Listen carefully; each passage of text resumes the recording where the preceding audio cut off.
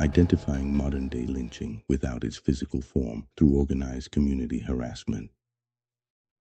Nightmare on Jollyville Road, such a pretty name for an ugly street. Don't get caught when the sun goes down, or you will see the secret. They try to keep engaging in protective activities. This documentary is not a complaint nor a smear campaign. It is an evidentiary chronicle, a personal fight for civil rights. It is the story of an unbroken chain of malicious conduct that began with my good faith commitment to integrity and escalated into a systematic, coordinated attack. I was an individual with zero law enforcement interactions in a decade until this campaign began, because I lived in other cities, towns, and states. In complete tunnel vision, working to make a better way, I was only home because of my FMLA and leave of absence. The core of this crisis lies in institutional failure, which forced me to identify a conspiracy that I call the hexagon theory. The campaign is designed to teach me a lesson for being vocal and standing up and petitioning the apartment complex, my employer, the dealerships, the fire department, and the local law enforcement. Sometimes you're doing the right thing. People may take it the wrong way, but my only mission is to set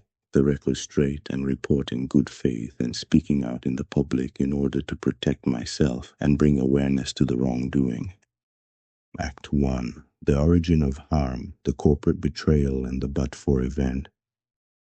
My ordeal began in a hostile work environment. After reporting a racial slur and documenting a swastika, I was met with alleged same-race discrimination and deceptive practices designed to protect the perpetrators and cover up the wrongdoing. This pattern of betrayal intensified when I acted as a first responder to save a life in a car crash. Instead of support, my employer allegedly committed blatant FMLA interference and denied accommodation, creating a financial stranglehold. This initial corporate misconduct was the but-for event, the necessary action that triggered everything else, forcing my medically necessary resignation and further establishing a direct legal cause for the permanent harm. I didn't even get a chance before I was met with retaliation before investigation and egregious and brutal treatment. Act 2. Escalation, the hexagon and the ant pile theory. The moment I left the workplace, the harassment astro-projected, a theory explaining how the trauma instantly transitioned from my job into every aspect of my personal life. My apartment complex management immediately mirrored my employer's retaliation, issuing an unlawful notice to vacate and filing a false police report. This defines the conspiracy's structure, a network of 6 coordinated sectors, including corporate entities, dealerships, community proxies, and law enforcement acting in concert. The city became a hostile, organized network governed by the hexagon theory. September 30th, 2024, I was pursued by a veteran driving a blue truck. October 14th, 2024, I acted as a civilian first responder to a hit-and-run incident, and I was omitted from AFD's report because I was not one of their personnel, and instead of a civilian first responder in APD's report. After stating it didn't exist, I was put in as a witness that used a shirt. Well, that is not the correct record. That's falsification by omission and completely washing me from the record, strategically obstructing a letter of recognition to support a Red Cross Civilian Life Savings Award. October 30th, 2024, I was involved in a chase where a weapon was present, forcing me to kneel on the ground. October 31st, 2024, I experienced a shooting incident. November 1st, 2024, my basketball, which I used for practicing boxing techniques, was stolen. November 2nd, 2024, I made my first visit to the dealership across the street to ask them to watch the cameras, which proved unhelpful.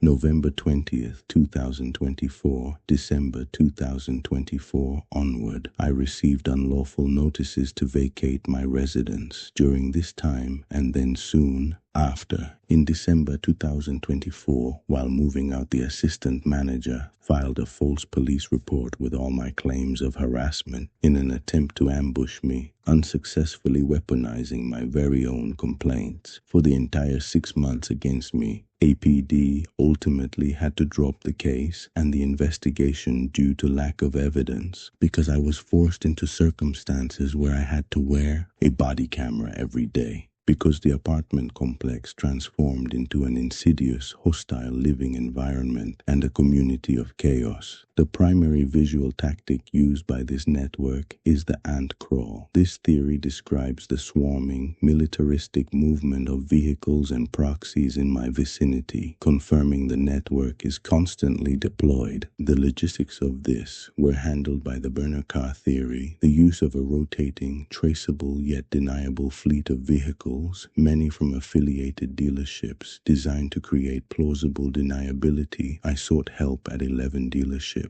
and was met with relentless retaliation instead. This psychological warfare relies on the gaslight on arrival theory, which is the network's reactive tactic. It ensures that every time I pulled up anywhere, hostile proxies or cars were instantly present, conditioning me to feel constant danger and question my own reality. This constant presence confirmed the operation was systematic, not random.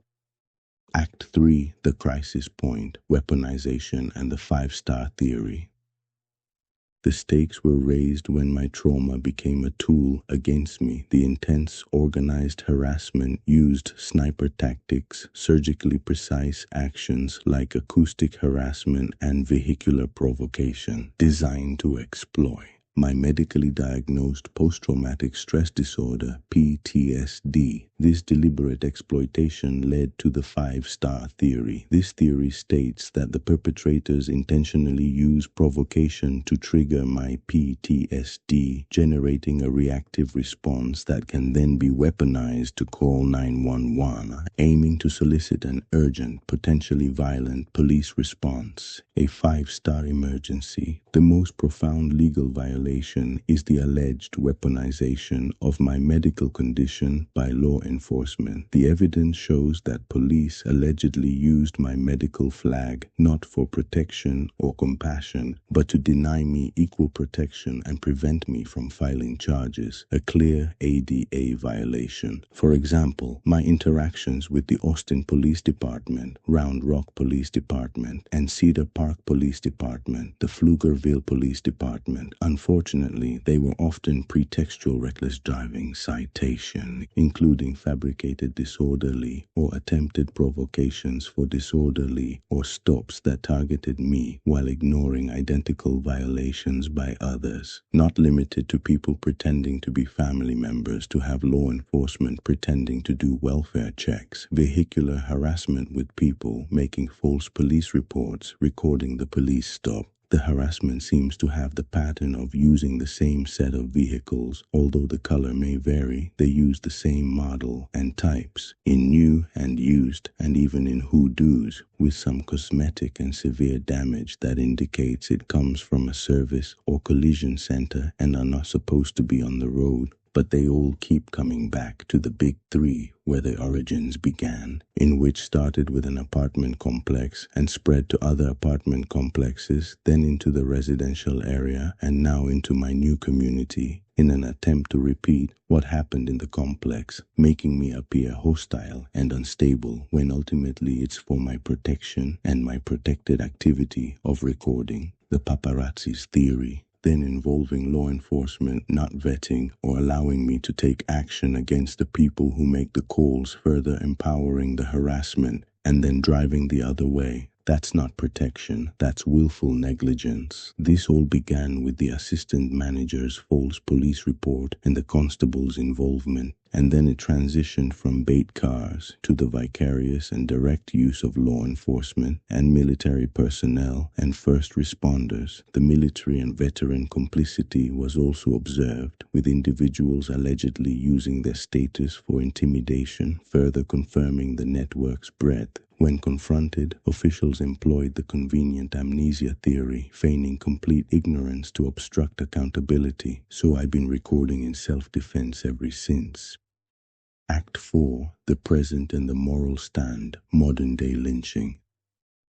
The harassment is ongoing. I had 0 law enforcement interactions in a decade until this campaign began in late 2024. It has since resulted in 41 police encounters. My psychiatrist confirms I suffer from a severe startle response to the sight of specific vehicles, eliminating my ability to drive or function in public. This is the definition of the modern-day lynching theory, a psychological, social, and financial execution aimed at destroying my life for seeking accountability rather than through physical means. The unbroken chain of causation is clear. The harm inflicted outside the workplace was a foreseeable and intended extension of the initial illegal acts within it. The evidence is overwhelming and supported by multiple active state investigations. I have been stonewalled and attacked, forced to be my own investigator. Now, I initiate the lightning strike theory, taking this fight to the highest level of public accountability, simultaneously striking each institutions involved at the highest level, conducting it back down below, all at the same time. I made a solemn promise to my mother to build a clean life, and I have not broken that promise. I am asking the institutions to stop those who are deliberately trying to destroy everything I have worked for. I ask the question of those involved. In this life, decisions matter. Did you make the right decisions in this lifetime? This public accounting is necessary to shed light on wrongdoing and to help protect others in the future. All I did was ask for help, and each institution retaliated and protected themselves.